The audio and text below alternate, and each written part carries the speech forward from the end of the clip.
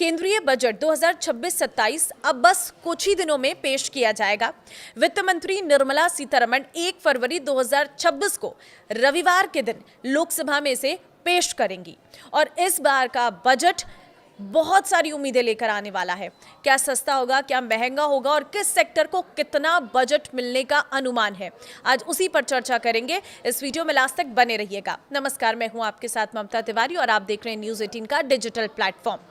देखिए, वित्त मंत्री निर्मला सीतारमण का ये नवा बजट है लगातार, जो स्वतंत्र भारत के इतिहास में एक बड़ा रिकॉर्ड है। इससे पहले मोरारजी देसाई ने सबसे अधिक 100 बार बजट पेश किया था, जिनमें से 8 पूर्ण बजट जबकि 2 अंतरिम बजट थे। सबसे खास बात यह है कि आज़ादी के बाद पहली बार कोई बजट रविवार को पेश हो रहा है, जो काफ़ी ऐतिहासिक माना जा रहा है।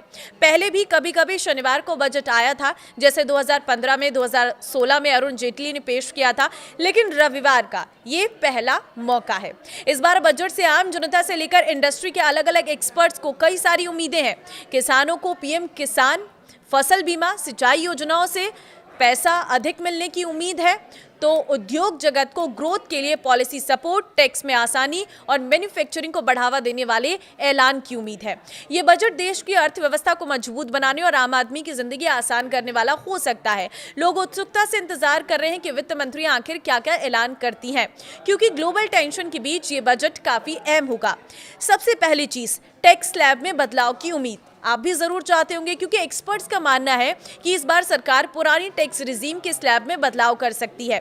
अभी तक ओल्ड रिजीम में टैक्स जो स्ट्रक्चर है जस का तस बना हुआ है, जबकि नई रिजीम को लगातार अट्रैक्टिव बनाया गया है।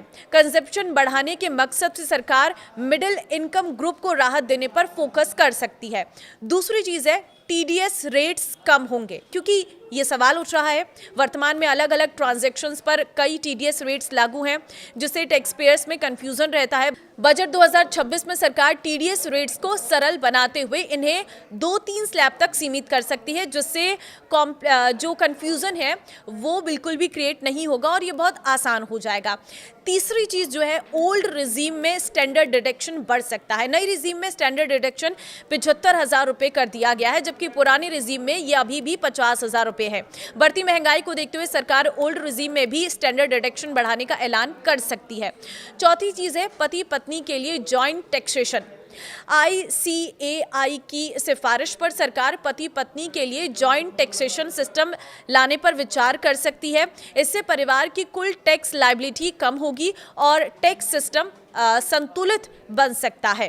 देखिए, पांचवी चीज है, LTCG टैक्स फ्री लिमिट में बढ़ोतरी। शेयर बाजार और म्यूचुअल फंड निवेशकों के लिए राहत की खबर आ सकती है।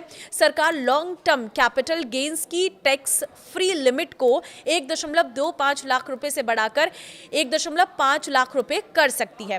देखिए, बढ़ती महंगाई के बीच आम आदमी के लिए सबसे भारी बोझ घर और इलाज से जुड़ा खर्च माना जाता है।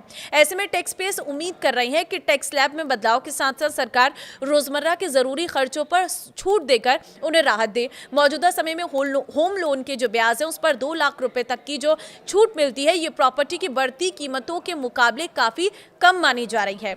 दूसरी चीज ये है कि बजट 2026 से मिडिल क्लास रोजगार से जुड़ी कई उम्मीदें लगाए बैठा है। उन्हें उम्मीद है कि सरकार बजट 2026 में रोजगार और स्किलिंग को प्राथमिकता देगी, जिससे नए रोजगार का सृजन होगा और मिडिल क्लास को इससे फायदा मिलेगा। रोजगार बढ़ने से घर में आमदनी बढ़ेगी। साथ ही अगर सरकार MSME लोन में युवाओं पर ध्यान देती है तो स्वरोजगार के कई नए रास्ते खुल सकते हैं। वरिष्ठ नागरिकों के लिए नई टैक्स स्कीम उतनी आकर्षक नहीं है।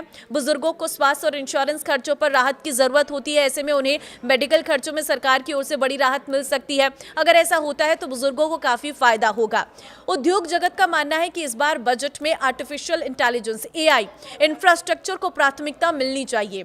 हैप्पीएस्ट माइंड्स के CEO के अनुसार भारत को केवल AI का उपभोक्ता नहीं बल्कि ग्लोबल लीडर बनने की दिशा में आगे बढ़ना चाहिए। इसके लिए स्वदेशी हार्डवेयर, डेटा सेंटर, स्टार्टअप्स को सपोर्ट, टैक्स इंसेंटिव्स और इसके साथ ही स्किलिंग प्रोग्राम की जरूरत है।